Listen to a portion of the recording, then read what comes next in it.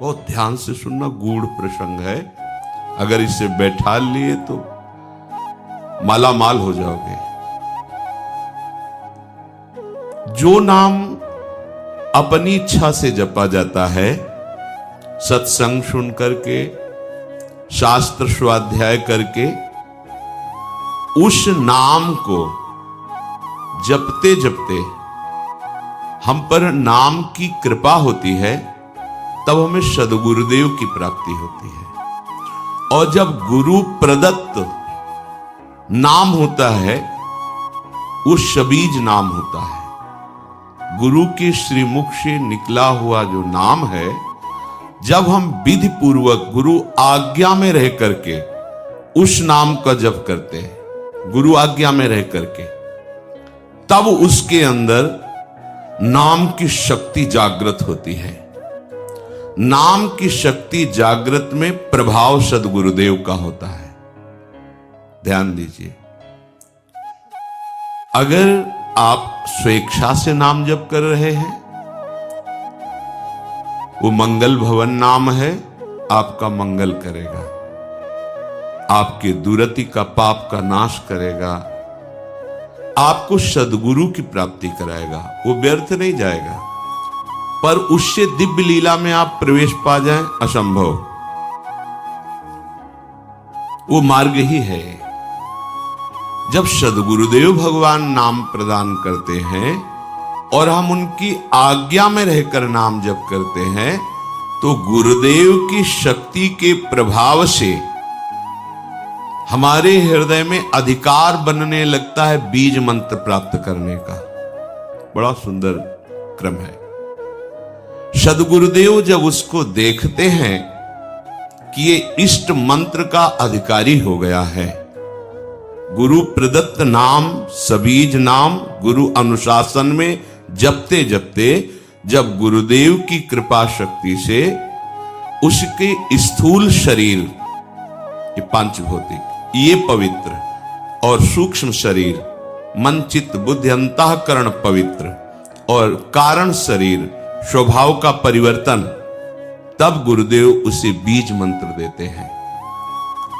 बीज मंत्र ये विशुद्ध भावदेह की प्राप्ति कराता है। बीज मंत्र के क्रम विकास से उसमें दिव्यता का प्रादुर्भाव होता है। क्रम विकास से आप कितना अधिक मंत्र में तन्मय हो रहे हैं, कितना अनुशासन से युक्त हैं, कितनी पवित्रता का निर्वाह कर रहे हैं, कितनी आपके अंदर एकाग्रता है, कितनी देर मंत्र में टिकते हैं, उसके अनुसार देह एवं मन की सारी मलिनता दूर हो जाती है और बीज मंत्र से सिद्ध स्वरूप का उदय होता है। उस उपासक के हृदय में भाव दे, जिसे कहते हैं। मंत्र सिद्धि आचार्य परंपरा से है। आपको मंत्र सिद्ध करने की जरूरत नहीं है, सिद्ध मंत्र है। इस मंत्र में प्रियता, अधिक समय तक टिके रहना, बहुत समय तक निज मंत्र ही चल रहा है, इससे आपकी पहले भूत शुद्धि होगी, पंचभूत आपके शुद्ध होंगे जिनसे शरीर रचा है। फिर चित्त शुद्ध होगा, इसके बाद स्वभाव शुद्ध होगा आपका। वो स्वभाव ही जहां शुद्ध हुआ, तहां भावदेह का अनुभव होने लगेगा। बीज मंत्र से, निज मंत्र से उस समय किसी भी अभाव की स्मृति नहीं रहती। अभाव, न उसे मोक्ष चाहिए, न सिद्धियां, कोई अभाव नहीं। सोचो कैसी स्थिति। जिस समय स्वभाव शुद्ध हुआ, पहले भूत शुद्धि, चित्त शुद्धि, स्वभाव शुद्धि, अब जो भाव का प्रादुर्भाव हुआ, तो यहां कोई भी अभाव नहीं है। किसी भी तरह की कोई चाह, कोई कामना, कोई पद प्रतिष्ठा, कुछ नहीं। ये अवस्था यद्यपि सिद्धावस्था के अंतर्गत मानी जाती है, परंतु इस प्रेम मार्ग की इस अवस्था में माता के गर्भ से उत्पन्न मलिन देह से प्रवेश नहीं हो सकता। इस देह का राग जब तक है, इसमें जब तक अपनापन है, तब तक आपका निकुंज रस में, देखो कहा है, गुरु प्रदत्त नाम जप से, मंत्र का अधिकार, मंत्र से समस्त भूतों की शुद्धि, स्वभाव तक की शुद्धि। अब भाव देह का प्रादुर्भाव, माता के गर्भ से उत्पन्न हुए देह से प्रवेश नहीं है, भाव देह से, गुरु प्रदत्त मंत्र से उप्रगट हुआ जो देह है, उससे बनिता पुरुष भाव मिट जाए, सेवे ललितादिक के भाए, मानसी गढ़े चित्त, उसके चित्त में ही अनुभव होने लगता है अपने दिव्य देह का, चिदानंदमय देह का। फिर वो मानो राजमार्ग पे खड़ा हो गया, राजमार्ग जैसे बना हुआ जीटी रोड, अब आंख मूंद के दौड़ने पर भी गिरने की संभावना नहीं, अब संभावना खत्म, माया अब उसको स्पर्श भी नहीं कर सकती। भगवत भजन की ये माइक अशुद्धि को दूर करके दिव्य देह भाव देह की अभिव्यक्ति जब तक नहीं है तब तक लीला में प्रवेश नहीं होता, छिन छिन बिहरत संग ये अनुभव नहीं होता। अब भावदेह में जो सेवा होती है, जो सुमिरन होता है, जो भजन होता है, वो है भजन।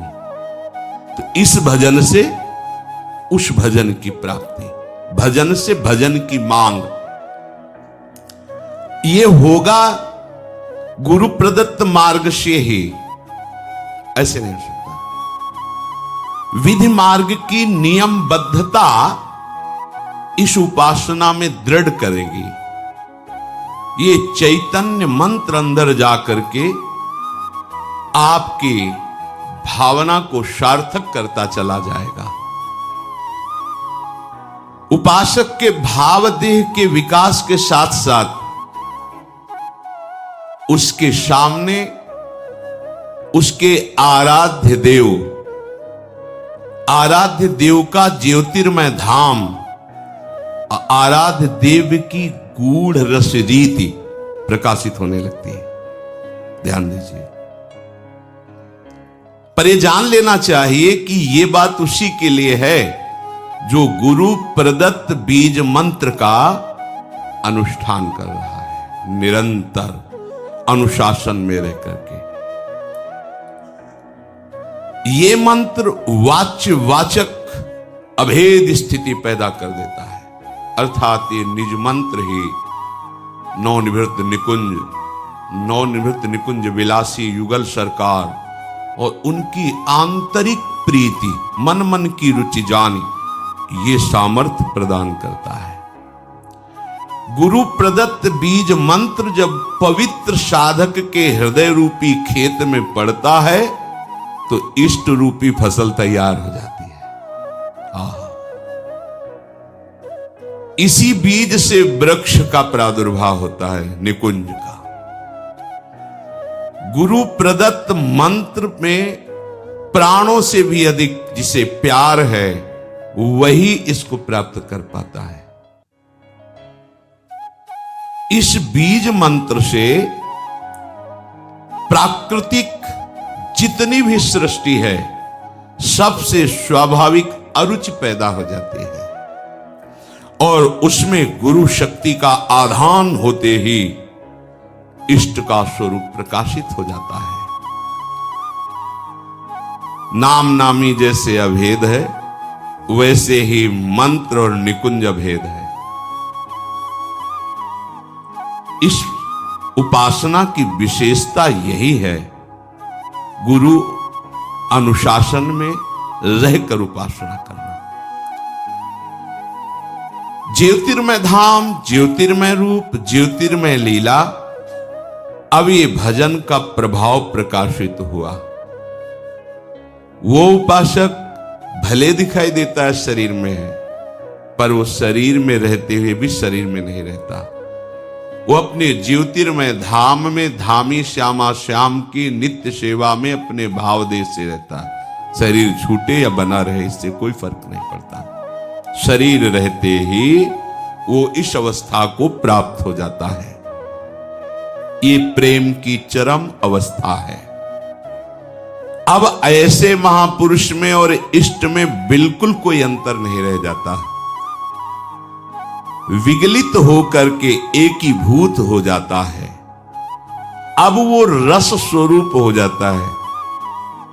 जो उपासक उपासना की इस सोपान स्थिति पर होता है वो रस स्वरूप, रसमय हरिवंश, परम परमाक्षर, वो नाम के प्रभाव से स्वयं नाम का फल उसके हृदय में जो प्रकाशित हुआ तो वो फल स्वरूप ही हो गया, रस स्वरूप, रसमय हो गया। ये प्रेम की महाअद्वैत स्थिति है। प्रेम की इस अवस्था में जो स्थायी भाव स्वरूप प्राप्त हुआ, अब वो नित्य लीला का अधिकारी हो गया। देखने का ही नहीं, सम्मिलित होने का अधिकारी।